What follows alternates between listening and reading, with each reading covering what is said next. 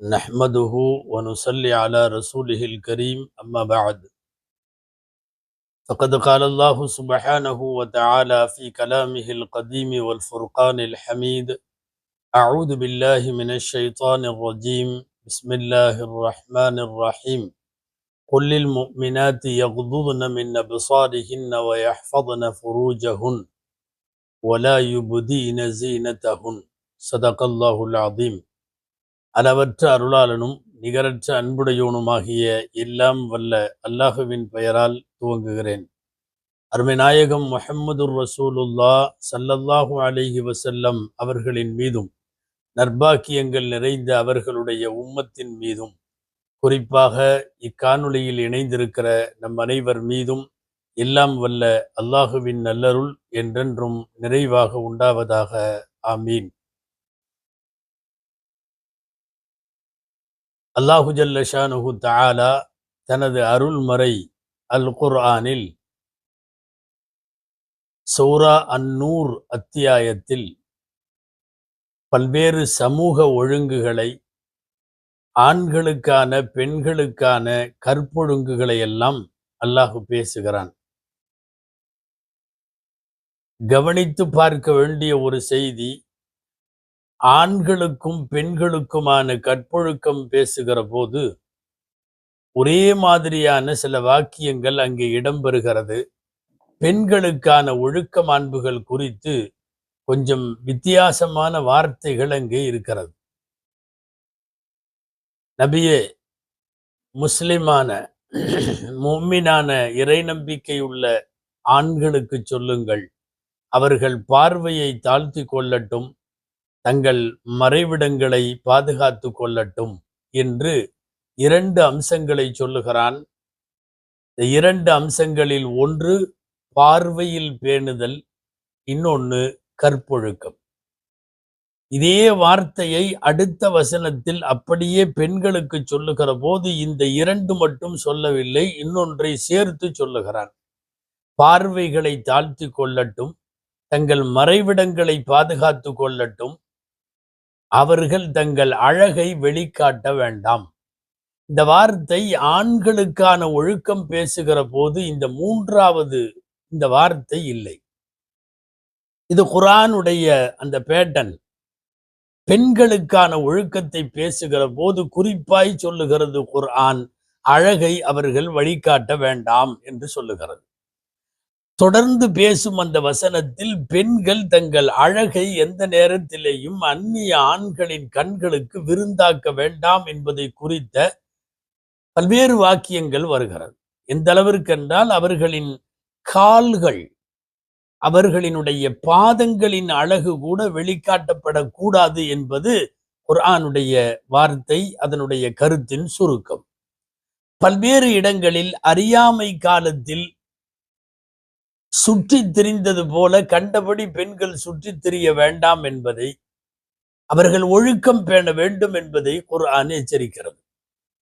வலா தபர்ரஜ்ன தபர்ருஜல் ஜாஹிலிய்யத்தில் ஊலா, அறியாமை காலத்தினுடைய பெண்களை போன்று வெளியிலே தங்கள் அழகை வெளிக்காட்டி கொண்டு பிறர் கவரும் வண்ணம், பிறரோடு கலந்துரவாடும் வண்ணம் இவர்கள் வெளியில் சுற்றித் திரிய வேண்டாம் என்று சொல்லுகிறது குர்ஆன். இந்த கற்பொழுக்கங்களை மிகவும் கவனத்தோடு கடைபிடிக்க வலியுறுத்துகிற அல் குர்ஆனின் வசனங்களில் நபிகள் நாயகம் ஸல்லல்லாஹு அலைஹி வஸல்லம் அவர்களுடைய வார்த்தைகளிலே இருந்து பெண்களுக்கான ஆடைகள் குறித்த நிறைய ஒழுங்குமுறைகளும் விதிமுறைகளும் இஸ்லாத்தில் பின்பற்றப்படுகிறது, பின்பற்ற வேண்டும் என்று வலியுறுத்தப்படுகிறது. குறிப்பாக பெண்களின் ஆடைகளில் 3 அம்சங்கள் எந்த காலத்திலும் இருக்கக்கூடாது. ஒன்று, முழுமையாக உடலை மறைக்காமல் அளவை குறைத்து காட்டுகிற குட்டை ஆடைகளை, சிறிய ஆடைகளை, அங்கங்கள் தெரியும் ஆடைகளை அணிய வேண்டாம் என்பது முதல் நிபந்தனை. இரண்டாவது, எந்த ஆடையாக இருந்தாலும் பெண்களின் ஆடைகளில் மிகவும் மெல்லிய ஆடைகள், பார்ப்பதற்கு கவர்ச்சியாகவோ அல்லது ஆபாசமாகவோ தெரியும் வண்ணம் மெல்லிய ஆடைகளை அணிய வேண்டாம் என்பது இரண்டாவது. மூன்றாவது, மிகவும் இறுக்கமான ஆடையும் அணிய வேண்டாம். அங்க அசைவுகளை, அங்கத்தினுடைய அளவுகளை எல்லாம் சொல்லி காட்டக்கூடிய அளவுக்கு மிகவும் டைட்டான இறுக்கமான ஆடைகளை அணிய வேண்டாம் என்பது பெண்களுக்கான ஆடைகளின் ஒழுங்குகள். அன்பானவர்களே, குர்ஆனிலும் சரி ஹதீஸிலும் சரி ஆண்களினுடைய ஆடை முறைகளில் இது எதுவும் சொல்லப்படவில்லை. அவர்கள் மிகவும் டைட்டாக அணிவதோ, மெல்லிய ஆடை அணிவதோ, அளவு குறைப்பு பற்றியோ ஆண்களுக்கு சொல்லப்படவில்லை. இது பாரபட்சம் எல்லாம் அல்ல. ஆண்களை விடவும் தூண்டும் விதத்திலும் கவர்ச்சியான விதத்திலும் இயற்கையாகவே அழகோடு படைக்கப்பட்டிருக்கிற பெண்களின் அங்கங்கள் வெளியே தருகிற போது அதனால் ஏற்படும் சமூகத்தினுடைய குற்றங்களை கட்டுப்படுத்துவதற்கு படைத்தவனே சொல்லித் தருகிற வழிமுறை ஒழுங்கு இது.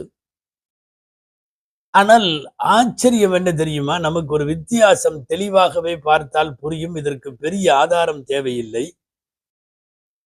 ஆங்காங்கே அங்கங்கள் திறந்திருந்தாலும் பிரச்சனை இல்லை என்கிற ஆண்கள் சரியாகவே ஆடை உடுத்துகிறார்கள்.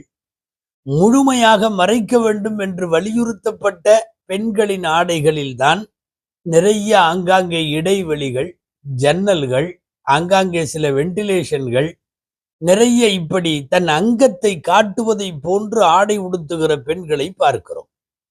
அன்பானவர்களே, பெண்களினுடைய ஆண் பெண் கலப்பு என்பது இஸ்லாமிய மார்க்கத்தை பொறுத்தவரை பல்வேறு சமூக ஒழுங்குகளை கருதி அது தடுக்கப்பட்டிருக்கிறது. இதுல விரிவாக பேச வேண்டியதில்லை. உச்சகட்டமாக ஒரு செய்தி சொல்லலாம். போர்க்களங்களில் இறந்து போகக்கூடிய ஒட்டுமொத்தமான ஒரு கூட்டமான மையத்துகளை, சவங்களை, பிரேதங்களை புதைக்கிற போது அவர்கள் இறந்து போய்விட்டார்கள், உயிர் பிரிந்து விட்டது. அப்போதெல்லாம் ஒரு பெரிய குழி தோண்டி ஒரு 10 பேர் 20 பேரை ஒரே குழியிலே அடக்கும் பழக்கம் போர் சூழலில் உண்டு. அந்த நேரத்திலும் கூட மார்க்கத்தின் சட்டம் என்ன தெரியுமா? ஆண்களின் பிரேதங்களை எல்லாம் தனியான குழியில், பெண்களின் பிரேதங்களை தனியான குழியில். அப்படித்தான் அடக்கம் செய்யப்பட வேண்டும் என்பது இஸ்லாமிய சட்டம். ஒரு 4-5 ஆண்களை, ஒரு 4-5 பெண்களை எல்லாம் ஒரே குழிக்குள் அடக்கம் செய்வதற்கு அனுமதி இல்லை. அவர்கள்தான் இறந்து போய்விட்டார்களே, உயிர் பிரிந்து போனதற்கு பிறகு என்ன தவறு நடக்கும்? ஏன் அப்படி என்பதல்ல. மார்க்கத்தினுடைய சட்டம், பெண் என்பவள் கண்ணியத்தோடு அணுகப்பட வேண்டும். அவர்களுக்கான பிரேதங்கள் கூட ஆண்களோடு கலந்திருக்க வேண்டாம். பொதுவாக ஆணும் பெண்ணும், நாம் இது உதித்த பல்வேறு விவாதங்களுக்குள்ளே செல்லுவதற்கு முன்னால், விளக்கங்களுக்கு செல்லுவதற்கு முன்னால், இறைவனின் படைப்பில் இது பஞ்சும் நெருப்பும். வாய்ப்பு கிடைத்தால் பற்றி கொள்ளும் சூழல் ஏற்பட்டுவிடும். அது தனித்தனியாகவே இருக்க வேண்டும், பாதுகாக்கப்பட வேண்டும். இது பெண்களை அடிமைப்படுத்துவதல்ல, பெண்களை பாதுகாப்பது. இது பெண்களை அவர்களுக்கான பின்னடைவல்ல, சொல்ல போனால் அவர்களுக்கான கண்ணியம். எல்லா காலத்திலும் இந்த உலகத்தில் இறைவனின் படைப்பில் ஆண் என்பதும் பெண் என்பதும் எதிரெதிர் பாலினங்கள். ஒன்றின் மீது ஒன்று ஈர்ப்பு இருக்கத்தான் செய்யும். நீங்கள் மேடைகளில் அழகிய விவாதங்களாக அப்படி இப்படி கண்ணை பார்த்துக்கணும், கண்ணை நீங்க கீழே பார்த்துக்க வேண்டியதானே, ஏன் பார்க்கறீங்க என்பதெல்லாம் மேடைகளிலே பேசவும், ஒழிக்கவும், குறைக்கவும் அது சரியாக இருந்தாலும், இயற்கையில ஒரு ஆப்பர்ச்சுனிட்டி கிடைத்து விட்டால் தவறுகள் நடந்துவிடும். இதுதான் உலகத்தினுடைய நியதி.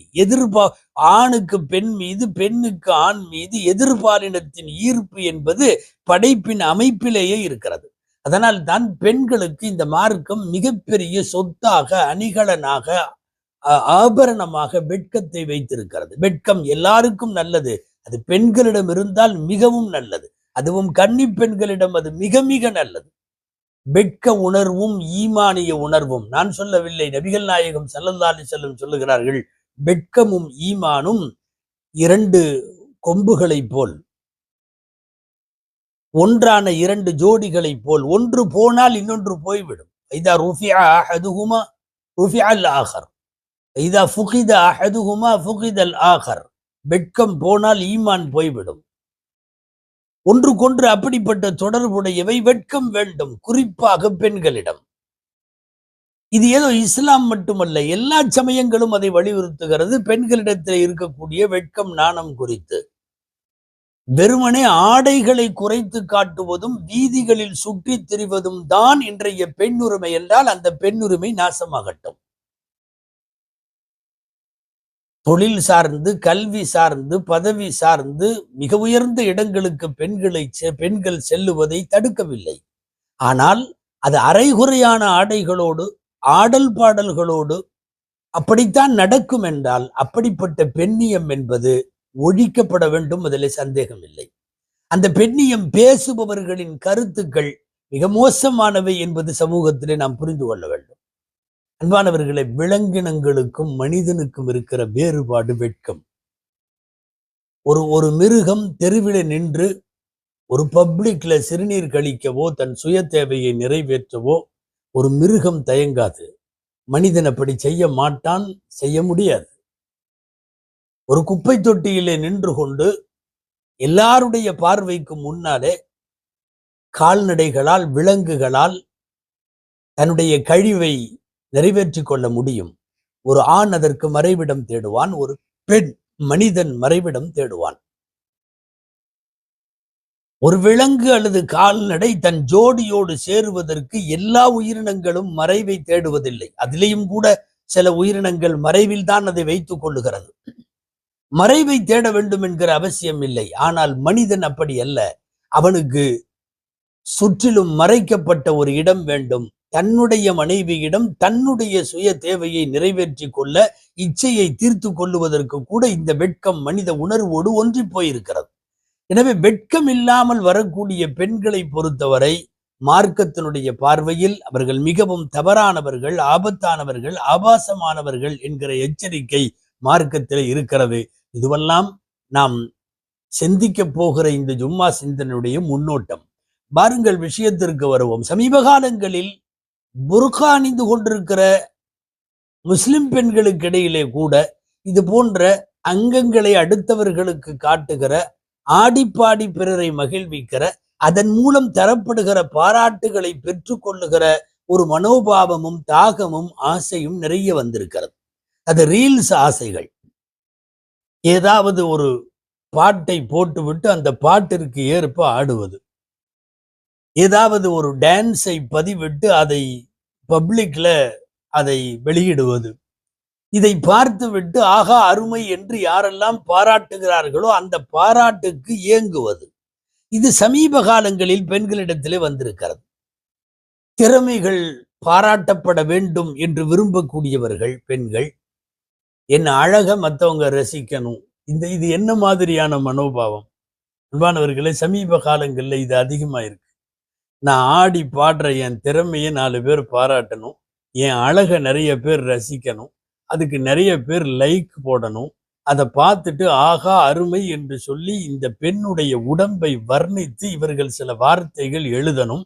அதை எதிர்பார்த்து இந்த ரீல்ஸ் பதிவுகளை போடுகிற மனோபாவத்தை பச்சையா சொன்னா தப்பா போயிரும். இது எந்த மாதிரியான ஒரு பாராட்டுக்கு ஏங்குகிற வேலை அப்படின்னு தெரியல.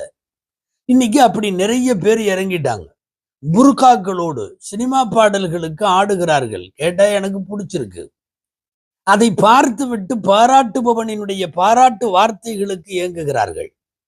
நீங்கள் உண்மையாகவே திறமைக்கு பாராட்டும் உங்களுக்கான மதிப்பும் மரியாதையும் வேண்டுமென்றால் கல்வியில், தொழிலில், வேலை வாய்ப்பில், ஒரு குடும்பத்தை நிலைநிறுத்துவதில், பிள்ளைகளை வளர்த்து வென்றெடுத்து ஆளாக்குவதில், கணவனோடு இணைந்து நீங்கள் பணியாற்றுவதில், உயரத்தை தொட, உச்சத்தை தொட, சிகரம் தேட நிறைய வழிகள் உண்டு. அப்படி பாராட்டு பெறலாமே. ஒரு பாட்டை போட்டு உடம்ப குலுக்கி ஆடி அதை மற்றவர்களின் கண்களுக்கு விருந்தாக்குகிற அதுக்கு பேரு வேற. ஒரு ஊரில் எல்லாரும் ஆடை உடுத்தி இருக்கிற போது ஃபேமஸ் ஆகணும்னா வேற வழியே இல்லை. அம்மனமா ஓடனா எல்லாரும் திரும்பி பார்ப்பாங்க என்கிற ரீதியில் யார் ஃபேமஸ் ஆகணும்னு நினைப்பாங்களோ அப்படிப்பட்ட ஒரு சூழ்நிலை. பாடலை போட்டு ஆடி நாங்க ஒண்ணுமே செய்யல, ஒரு பாட்டுக்கு ஆடுறோம் அவ்வளவுதானே, இந்த திறமையை கூட நாங்க வெளிப்படுத்த கூடாதா? அப்படி பாடவும் ஆடவும் நீங்கள் சார்ந்திருக்கிற மார்க்கத்தில் அனுமதி இல்லை. ஒண்ணு. சமூகத்திலேயும் அது முகம் சுளிக்கும் அவலம். 2. இன்னொன்னு, இன்றைக்கு வரக்கூடிய எந்த பாடல்களாவது ஒன் மீனிங்ல, ஒரு அர்த்தம் கொண்ட பாட்டுகள் எத்தனை இருக்கிறது என்று தேடித்தான் பிடிக்க வேண்டும். அத்தனை பாடல்களிலும் ஆபாசம், விரசம், டபுள் மீனிங், ட்ரிபிள் மீனிங் எல்லாம் உள்ளுக்குள்ளே வைத்திருக்கிற அந்த வார்த்தைகளுக்கு நீங்கள் ஆடுகிற போது, இது நல்ல பொண்ணு, திறமையான பொண்ணு என்கிற பார்வையோடு தான் பார்வையாளர் பார்ப்பானா, அல்லது வேறு கண்ணோட்டத்தில் பார்ப்பானா? இந்த மாதிரி ரீல்ஸ் போடுற புர்கா பொம்பளைகள்கிட்ட பெண்கள்கிட்ட கூப்பிட்டு ஏமா இப்படி பண்றீங்கன்னா, அவங்க 2 விஷயம் சொல்றாங்க. முதல் விஷயம் என்ன தெரியுமா? நான் எனக்கு பிடிச்சதை செய்யறது கூட அனுமதி இல்லையா? அதுக்கு நீ இஸ்லாமிய வட்டத்துக்குள்ள இருக்கணும்னு அவசியம் இல்லை. ஒரு இஸ்லாமிய அடையாளத்தை அணிஞ்சிட்டு செய்யணும்னு அவசியம் இல்லை. எனக்கு பிடிச்சதை நான் செய்யணுங்கிறதுக்கு பேரு மார்க்கம் அல்ல. தேவைப்பட்டால் நான் முஸ்லிம் அல்ல என்று அறிவித்து விட்டு நீ என்ன செய்தாலும் யாரும் கேட்க போவதில்லை. இஸ்லாமிய அடையாளங்களோடு அந்த அடையாளத்தை கொச்சைப்படுத்துகிற வேலை என்பதால் தான் பேசுகிறோம். இதனால நீ பழமைவாதின்னு சொல்லு, மத பழமைவாதம்னு சொல்லு, ஃபண்டமெண்டலிஸ்ட்னு சொல்லு, இவங்கெல்லாம் ஒண்ணுமே தெரியாத காட்டுமிரா, நீ என்ன வேணாலும் சொல்லிக்கோ. ஒரு மார்க்கத்தினுடைய அடையாளங்களை, புனிதமாக அவர்கள் கருதுகிற அடையாளங்களை கொச்சைப்படுத்துகிற எந்த பெண்ணும் இஸ்லாமிய பார்வையில், இஸ்லாமியர்களின் பார்வையில் அவள் கேவலமானவள் தான். இவங்க சொல்ற முதல் விஷயம் இது. எனக்கு பிடிச்சதை நான் பண்றேன். 2வது என்ன தெரியுமா? நான் மட்டும்தான் பண்றேன்னா, அங்க பாருங்க, அங்க நடக்குது, இங்க நடக்குது, அங்க கற்பழிப்பு நடக்குது, அங்க கொலை நடக்குது, இங்க கொள்ளை நடக்குது. ஒரு தீமைக்கு, ஊரிலே உள்ள தீமைகளை ஆதாரமாக காட்டுவது அசிங்கத்திலும் அசிங்கம், உச்சகட்ட அசிங்கம். ஏன்பா திருடுற? நான் மட்டுமா திருடுறேன்? அங்க பாருங்க, அவர் நிறைய திருடுறாரு, அவர் அவ்வளவு கோடி திருடுறாரு, இவர் இவ்வளவு லட்சம் திருடுறாரு. இது எந்த மாதிரியான மனோபாவம்? நீ ஏன்பா இந்த தப்பை செய்யற? நான் மட்டுமா செய்யறேன்? அங்க பார், அதை பார், இதை பார். ஒரு தீமையை இவன் சரி காணுவதற்கு ஊரில் இருக்கிற தீமைகளை பட்டியல் போட்டால் இதை விட கேவலமானவங்க வேற யாராவது இருப்பாங்களா? யோசித்து பார்க்க வேண்டும். நாம சும்மா ஒரு புர்கா போட்டுட்டு ஒரு பெண்ணு ஆடுதுங்கிற கண்ணோட்டம் மட்டுமல்ல, இங்கே நீங்கள் நினைத்து பார்க்க வேண்டும். புர்கா என்பது இஸ்லாமிய அடையாளம், தொப்பி தாடி என்பது இஸ்லாமிய அடையாளம், பாங்கு, பள்ளிவாசல், தொழுகை என்பதெல்லாம் இஸ்லாமிய அடையாளம், இஸ்லாமிய புராதன சின்னங்கள். அரபியிலே ஷாயிருத்தீன் என்று பெயர். மார்க்கத்தினுடைய புனித சின்னங்களை அவமதிக்கிற வேலையை செய்கிற போது அது யாருக்கு எதிராக இருந்தாலும் பொங்கித்தான் ஆக வேண்டும். ஒன்றும் வேண்டாம். ரீல்ஸ் போடுகிற புர்கா பெண்கள்கிட்ட நம்ம கேட்கறது என்ன தெரியுமா? இன்றைக்கு நடிகர் நடிகைகளில் ஏராளமான பேர் முஸ்லிம்கள். எந்த நடிகையை பத்தியாவது இப்படி எல்லாம் திட்டி, நீ பண்றது தப்பு, நீ உருப்படுவியா, அப்படியா இப்படியா, நாசமா போவோ, உன்னை விட மாட்டேன், யாராவது முஸ்லிம் சமூகம் பேசுகிறதா? இல்லை. காரணம், அவர்கள் இஸ்லாமிய அடையாளமான புர்காவோடு உலா வரல. என்ன ஆபாசமாக அரைகுறை ஆடைகளோடு 2 பீஸ்லேயே நடிக்கக்கூடிய முஸ்லிம் பெயர் வைத்திருக்கக்கூடிய முஸ்லிம் பெயர் தாங்கி நடிகைகள் உண்டு. அவங்களையெல்லாம் நம்ம பேசல. மார்க்கத்தின் சின்னமான புர்காவை அணிந்து கொண்டு நீ மார்க்கத்தை கேவலப்படுத்தாதே என்பதுதான் இன்றைய கேள்வி. ஒரு பம்பாய் திரைப்படத்திற்கு, மணிரத்னத்துக்கு எதிராக முஸ்லிம் சமுதாயம் கிளம்பியது எதனால? புர்கா அங்கே அடையாள சின்னமாக வைத்து அவமானப்படுத்தப்படுகிற போதுதான் இங்கே முஸ்லிம்கள் பொங்கினார்கள், அவர்கள் கோபமுற்றார்கள், அவர்கள் சமயம் சார்ந்த அடையாளம் கொச்சைப்படுத்தப்படுவதற்காக. ஒண்ணு வேண்டாம், நீ செய்யறது சரியா இல்லையா அப்படிங்கிறத உனக்கு வந்திருக்கக்கூடிய அந்த கமெண்ட்ஸ் எல்லாம் இருக்குமல்ல, பின்னூட்டங்கள், கொஞ்சம் போய் படிச்சு பார்த்தா தெரியும். ஆரம்பத்தில் சர்ச்சைக்குரிய விஷயங்களை நீ பேசுவதற்கு முன்னால் நீ ஆடி ஆடி பாடி பாடி உன் பதிவுகளை போட்ட போது நடந்தது என்ன தெரியுமா? அத்தனை பேரும் உன் உடம்பை ரசிக்கிறவர்கள். யாரும் உன் திறமைக்கு பாராட்டி மதிப்பெல்லாம் கொடுக்கல. யாரும் உன்னுடைய கௌரவத்தை, உன்னுடைய அந்தஸ்தை உயர்த்தி எல்லாம் பேசல. அந்த ஆட்டம் சூப்பராக இருக்கிறது என்பதை, உடலின் அசைவுகளை, உடலின் அளவுகளை எல்லாம் வர்ணித்து சபைகளில் பேசுவதும், அச்சில ஏற்றுவதும் அது கூட தகாது என்கிற அளவுக்கு உள்ள மோசமான உன் உடல் சார்ந்த வர்ணனைகள் அதுதானே கமெண்ட்ல வந்திருக்கு. இந்த ரசிக்கிற இந்த ஆபாச மனப்பான்மை, இதை ஏத்துக்கிட்டு இதை பாராட்டி என்று நினைக்கக்கூடிய மனோபாவத்தை என்னவென்று சொல்லுவது? கமெண்ட்ஸுகள்ல இப்ப சமீப காலமாக நான் மட்டும்தான் செய்யறேன்னா, எங்க ஊர்ல இவ்வளவு நடக்கலையான்னு கேட்கிற அதுக்கு பின்னாடி உள்ள கமெண்ட்டுகள் என்ன தெரியுமா? 100% இந்த நாட்டில் மததுவேஷத்தை தூண்டுகிற சங்கிகளின் கமெண்ட். நீ வாமா, நீ பேசுமா, நீ ஆடுமா, உனக்கு பிடிச்சதை நீ செய்மா. இவங்கெல்லாம் மத பழமைவாதிகள். இஸ்லாம் ஒழிக்கப்பட வேண்டும், இஸ்லாம் பயங்கரவாத மார்க்கம், இஸ்லாம் பெண்ணடிமைத்தனம். உனக்கு தெரியுதா உன்னை ரசிக்கிறவன்லாம் யாருன்னு?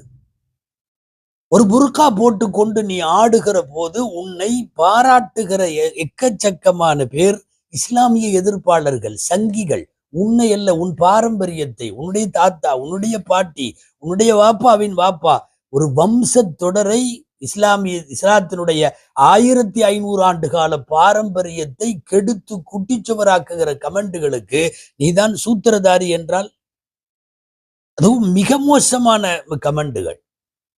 அது ஒரு லேசா, நான் எனக்கு பிடிச்சதை கூட செய்யக்கூடாதா, நான் என்ன ஆபாசமா பண்றேன், புர்கா போட்டு தான் ஆடுறேன். புர்கா போடுறதுக்கு தான் சொல்லியிருக்குது, போட்டுட்டு ஆடுறதுக்கெல்லாம் சொல்லல.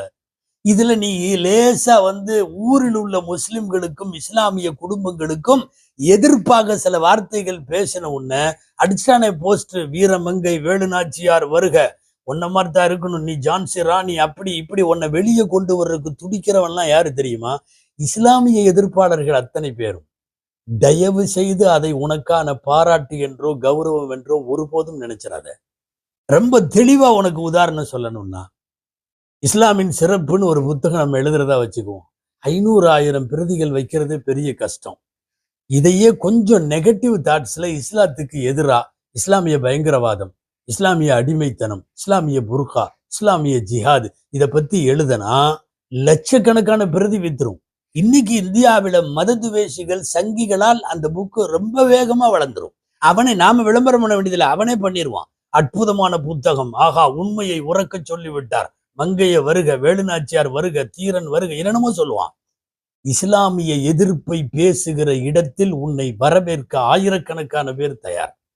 ஒரு குறிப்பிட்ட ஊரினுடைய கேவலங்களை பேசுகிறேன் என்கிற பெயரால் நீ அள்ளி செழித்த சேற்றை, விஷத்தை, விஷம் என்கிற விமர்சனம் என்கிற பெயரிலான விஷத்தை கக்கிய பிறகு ஆயிரக்கணக்கான பேர் உன்னை பாராட்டுறதுக்கு வரிசையில வந்துட்டான்னு பார்க்கிற போது நீ எந்த மாதிரியான கமெண்ட்ஸ்களை எதிர்நோக்கி கொண்டிருக்கிறாய் என்பது புரிய வேணாமா?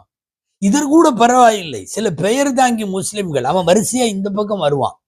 என்னன்னா, இன்னமும் எவ்வளவு காலத்திற்கு முஸ்லிம் பெண்ணை பொத்தி வைக்கிறீர்கள், அவர்கள் புர்கா போட்டு ஆடக்கூடாதா, அவர்கள் புர்கா போட்டு பாடக்கூடாது. இந்த பேசுற எவனும் அவங்க வீட்டுல இருக்கிற அம்மாவோ அக்காவோ தங்கச்சியோ மனைவியோ மகளோ. ஆடுறத ஒருபோதும், நல்லா சொல்லிக்கிற, புர்கா போட்டு ரீல்ஸ் போட்டு ஆடி பாடி மகிழ்ந்து அதன் பாராட்டுக்கு இயங்குகிற பெண்களுக்கு சொல்லுகிறேன், உங்களுடைய கமெண்ட்ல உங்களுக்கு ஆதரவாக போடுகிற எவனும் அவன் குடும்பத்து பெண்ணை ஆட விட்டு வேடிக்கை பார்ப்பவன் அல்ல. தெருவில் யாரோ ஆடுறாங்க, கை தட்டுவோம். இதுல நம்ம ஆளுங்க சில பேர் அவன் முற்போக்கு பிற்போக்குன்னு நிறைய விளக்கம் எல்லாம் பேசி வச்சிருக்கான். அதாவது முழுசா ஒரு பொண்ணு உடம்ப மறைச்சிட்டான்னு வைங்களேன், இன்னைக்கு அவளுக்கு பேரு பிற்போக்கு. அங்கங்க நல்லா தெரிகிற மாதிரி குனிஞ்சும் குலுங்கியும் சொல்லுவதற்கு தகாத விரசமாகிவிடும். அப்படியெல்லாம் ஒருத்தி குத்தாட்டம் போட்டானா அவ முற்போக்கான பெண். இது என்னடா இது மனப்பான்மை, இது என்ன உங்களுடைய இலக்கியம்? இதுக்கு பேர் இலக்கியவாதிகள்னு பேர். பின்னவீனத்துவம் போன்ற மிக மோசமான சிந்தனைகளை கொண்டிருப்பதெல்லாம் இலக்கியம் என்றால் அந்த இலக்கியம் நாசமாகட்டும் என்று சொல்லுகிறோம். இலக்கியம்னா என்ன? Literature is the record of best thoughts என்று சொல்லுவார்கள். லிட்ரேஷன் சிறந்த சிந்தனைகளுடைய பதிவு. சிறந்த சிந்தனைகளை பதிவு செய்தால் அதற்கு பெயர் தான் இலக்கியம், அதற்கு பெயர் தான் முற்போக்கு. இவன் ட்ரெஸ்ஸை கழட்டிட்டா முற்போக்கு, ட்ரெஸ்ஸை முழுசா மூடிட்டா பிற்போக்கு. இதை யாராவது இப்படி ரீல்ஸ் போடுகிற பெண்கள் இது சரியில்லைம்மா, மார்க்கத்தினுடைய அடையாளத்தை நீங்கள் கொச்சப்படுத்துகிறீர்கள் என்றெல்லாம் சொல்லிவிட்டால் உடனடியா களத்துல இறங்கி இவங்க ஃபண்டமெண்டலிஸ்ட், இவங்க மத அடிப்படைவாதிகள், இவங்க தொப்பி வச்சிருப்பாங்க, தாடி. உன்னுடைய பார்வையில் 5 நேரம் தொழுகைக்கு போகக்கூடாது, அதுதான் முற்போக்கு. கரெக்டா நோன்பெல்லாம் பிடிக்க கூடாது, அதுதான் முற்போக்கு. ஜாலியா தோல்ல கை போட்டு ரோட்ல சுத்தணும் ஒரு பெண்ணு, கூடுமான வரையும் குட்டப்பாவாடையோட இருந்தா இன்னும் ரொம்ப நல்லது. இதெல்லாம் முற்போக்கு. இந்த முற்போக்கு நாசமாகட்டும் என்று சொல்லுகிறோம். முற்போக்கு பிற்போக்குக்கான அளவுகோலை தீர்மானிக்கிற இடத்தில் ஆடை ஏன் வருகிறது? இன்னைக்கு இந்த ரீல்ஸுகளுக்கு பின்னால் ஏற்படுகிற விமர்சனங்கள்ல கேட்கிறாங்க, ஆடையை வைத்து நீங்கள் இப்படி செய்யலாமா? நீ அந்த ஆடையை அவுத்து ஆடுறதைத்தானே முற்போக்குன்னு சொல்ற. நீ மட்டும் அந்த ஆடையை அளவுகோலாக முற்போக்கு பிற்போக்குக்கு வைக்கலாமா? நல்லா தெரிஞ்சுக்கணும், இவங்கெல்லாம் பழமைவாதிகள். ரீல்ஸ் போடுற பொம்பளைகளை பூரா திட்டுறாங்க. நல்லா தெரிஞ்சுங்க, புர்காவோடு. இன்றைக்கு படித்து யூபிஎஸ்சி தேர்வுகளில் வெற்றி பெற்று ஐஏஎஸ்ஆ போய் உட்கார்றவங்க, ஐபிஎஸ்ஆ போய் உட்கார்றவங்க, நாட்டுல உயர்ந்த இடத்திற்கு உயர்ந்த பதவிக்கு, ஏன் பைலட்டா இருக்கிறவங்க எத்தனையோ பேர், கப்பல்ல மாலுமிகளா இருக்கிறவங்க, இந்த உயர் பதவிக்கெல்லாம் முஸ்லிம் பெண்கள் இஸ்லாமிய அடையாளத்தோடு புர்காவோடு வருகிற போது பிரார்த்தனை செய்து, துவா செய்து, ஆசி வழங்கி, அன்பை பொழிந்து பாராட்டுகிற முஸ்லிம் சமுதாயம் இந்தியாவில் இருக்கிறார்கள். ஆனா உன்னை மட்டும் திட்டுறாங்கன்னா காரணம் என்ன தெரியுமா? நீ புர்காவை போட்டுட்டு ஐஏஎஸ் ஆகல, ஐபிஎஸ் ஆகல, நல்ல தொழிலும் நல்ல வேலையும் ஒரு சமுதாயத்தினுடைய கௌரவத்தை காப்பாத்துற வேலை இல்லை. ஒரு டபுள் மீனிங் பாட்டு போட்டுட்டு நீ ஆடுகிறாய், உன் உடலை ஆட்டி காட்டுகிறாய். இது எப்படி பாராட்டப்படக்கூடிய அம்சமாக அமையும்? எத்தனை முஸ்லிம் பெண்கள் டிஎஸ்பியா, அங்கங்க போலீஸ் அதிகாரிகளாக முதல் ஒரு முஸ்லிம் பெண் தமிழ்நாட்டுல, கர்நாடகாவில், ஆந்திராவில், ஹரியானாவில் எத்தனையோ இடங்கள்ல வருவதை பாராட்டி எத்தனை கமெண்ட்டுகள். ஒரே பெண் 10 மெடல் வாங்குகிறாள் கல்வியில, தங்க கோல்டு மெடல்கள், 5 மெடல்கள், 15 மெடல்கள். அவர்களை பாராட்டி நடக்கிற அந்த கமெண்ட்ஸுகளை போய் கொஞ்சம் பாரு. அது எவ்வளவு ஒழுக்கமாகவும் நேர்த்தியாகவும் பாராட்டப்படுகிறது என்பது. உடல் சார்ந்து, உன் உடை சார்ந்து, உன்னுடைய அங்க அவயங்களையும் அளவுகளையும் சார்ந்து இடப்படுகிற பின்னூட்டங்கள், நீ சொல்ல போனா வேற மாதிரி பொம்பளை என்று காட்டுவதற்கான கமெண்ட் தான் அவைகள். வெட்கப்படுகிறது முஸ்லிம் சமுதாயம் முன் போன்றவர்களை நினைத்தும். உனக்கு ஆதரவாக வக்காலத்து வாங்குகிற சில முற்போக்கு எழுத்தாளர்கள் என்கிற பெயரில் உழவுகிற சில விஷமிகளை குறித்தும் வேதனைப்படுகிறோம், வெட்கப்படுகிறோம். இதே எங்கள் சமுதாயத்தில் பள்ளிக்கூடத்தில், கல்லூரி வளாகத்தில், பரீட்சைக்கு, யூனிவர்சிட்டிக்கு, ஸ்கூல் காலேஜுகளுக்கு புர்காவோடு அனுமதிக்க மாட்டோம் என்று சொன்ன போது எதிர்த்து போராடி எனது புர்காவோடு தான் போவேன் என்று போராட்டம் நடத்திய முஸ்கான்கள் எல்லாம் இங்கே எங்களின் பார்வையில் வரிசையில் புனிதத்திற்குரியவர்களாக இருக்கிறார்கள். இந்தியாவே கொண்டாடியது. ஒரு பர்தாவோடு, ஒரு ஹிஜாபோடு நான் என் கல்வி நிலையத்திற்கு செல்லுவேன் என்கிற பிடிவாதம். நீயும் புர்கா போட்டு ஆடுற. உன்னோட கமெண்ட்ஸையும் படிச்சு பார்த்துட்டு கொஞ்சம் அந்த முஸ்கானுடைய கமெண்ட்ஸுகளையும் போய் கொஞ்சம் படிச்சு பாரு. ரெண்டுக்கும் இடையில இருக்கிற வேறுபாடு தெரியும்.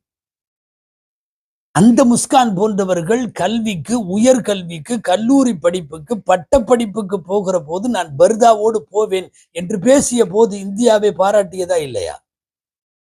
நாங்களெல்லாம் பாரத மாதா அல்ல, பர்தா மாதாவுக்கு ஜே என்று சொல்லி அவர் அந்த பெண்ணை பாராட்டினோம். ஒன்னும் இல்லை, இப்போ உன்னை வேலுநாச்சியார்ன்ட்டான், ஜான்சிரான்ட்டான். இன்னும் கொஞ்சம் இதை விட மோசமா முஸ்லிம்களை திட்டினா நீ தான் பாரத மாதான்றான். இன்னைக்கு இருக்கிற விஷமிகளினுடைய, சங்கிகளினுடைய பதிவுகள் அப்படி.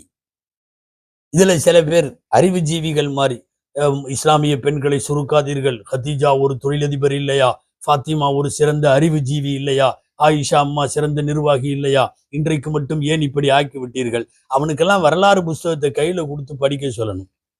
வஃபாத் ஆகி போகிற போது கூட என் உடம்பு மத்தவங்க பார்க்க கூடாதுன்னு நினைச்ச ஃபாத்திமாவை நீ எதுக்காக உன் கமெண்ட்ல, உன்னுடைய கட்டுரையில கொண்டு வர்ற? உனக்கு எப்படி ஃபாத்திமா ஆதரவாகுவார்கள்? உன்னுடைய முற்போக்குக்கும் விஷமத்தனத்திற்கும் ஃபாத்திமா எப்படி துணை போவார்கள்? தெரிந்த வரலாறு நமக்கு இங்கே வரலாறு சொல்வது நோக்கம் அல்ல. இறப்பதற்கு முதல் நாள் வரை அஸ்மா ரதியல்லாஹு அன்ஹா அவர்களை அழைத்து, என் ஜனாசா போகிற போது இரவிலே எடுத்து செல்ல வேண்டும், யாரும் பார்க்க கூடாது, அதுவும் மூடப்பட்ட சந்தூக்காக இருந்தால் நல்லது என்று சொல்லி, எங்கோ ஒரு பக்கத்து நாட்டிலே பிரேதங்களை எடுத்து செல்லுகிற போது மூடிய வண்ணம் உள்ளுக்குள்ளே இருக்கிற உடல் தெரியாமல் எடுத்து செல்லக்கூடிய, முழுமையாக வெள்ளை துணியால் போர்த்தப்பட்டு, அதுவும் பிரேதம், உயிரோடு உள்ளவர்கள் அல்ல, எந்த அசைவுமற்றிருக்கக்கூடிய ஒரு பிரேதத்தை எடுத்து செல்லுகிற போது மூடப்பட்ட நிலையில் எடுத்து சொல்ல வேண்டும் என்கிற ஃபாத்திமாவை கொண்டு வந்து பாட்டு போட்டு ஆடுறவளுக்கு இந்த முற்போக்குவாதி சில பேர் சொல்றான், ஹதீஜா நிர்வாகி, ஆயிஷா அறிவாளி, ஃபாத்திமா இப்படி. இவர்களை எல்லாம் நீ எதற்கு இழுக்கிறாய்? கற்பொழுக்கத்தில் எவ்வளவு தூரம் ஒருவள் உச்சத்தில் இருப்பாளோ அவள் இங்கே பாராட்டப்படுகிறாள். மீண்டும் சொல்லுகிறோம், நீங்கள் நன்றாக படிக்கலாம், உயர்ந்த இடத்திற்கு போகலாம், புர்காவோடு இருந்தால் உன்னை சமுதாயம் தூக்கி வைத்து கொண்டாடும். செய்யற கழிசடைத்தனமான வேலைகளுக்கு பின்னாலே ஊர்ல யாரும் பண்ணலையான்னு கேட்கறது. அதாவது தன்னுடைய வசவு வார்த்தைகள் பிறப்பது எப்போது தெரியுமா? அடுத்தவன் தீமையை அவன் செய்யவில்லையா என்று தன் தீமைக்கு ஆதாரம் காட்டுபவனை விட வடிகட்டிய முட்டாள் வேறு யாரும் இருக்க முடியாது. தயவு செய்து உன் கமெண்ட்ஸுகளை எல்லாம் ஒரு தடவை மறுவாசிப்பு செய்து, புர்காக்களோடு ரீல்ஸ் போடக்கூடிய பெண்மணிகள் தங்களை சுய பரிசோதனை ஒரு மறுவாசிப்பவர்கள் செய்ய வேண்டிய கடமை இருக்கிறது. எல்லாம் வல்ல அல்லாஹ்விடத்தில் துவா செய்ய வேண்டும். சமுதாய பெண்களுக்கு அல்லாஹ் மார்க்கம் சார்ந்த பற்றை, சமூகம் சார்ந்த அக்கறையை, அவர்கள் பெண்ணாக இருந்தாலும் அவர்கள் உடல் குறித்து மானம் குறித்து முக்கியமான கவனத்தை எல்லாம் வல்ல இறைவன் அவர்களுக்கு தருவானாக. முஸ்லிம் சமுதாயத்தை மட்டுமல்ல, ஒட்டுமொத்த பெண் சமுதாயத்தினுடைய கண்ணியத்தை ஆடை குறைப்பு போன்ற ஆடல் பாடல்களுக்கு ஆடி பாராட்டு பெறுகிற இந்த மனோபாவத்தை விட்டும் எல்லாம் வல்ல இறைவன் பாதுகாத்து அருள்வானாக. ஆமீன். வாஹிரு தஅவானா அல்ஹம்துலில்லாஹி ரப்பில் ஆலமீன். அஸ்ஸலாமு அலைக்கும் வரஹ்மத்துல்லாஹி வபரகாத்துஹு.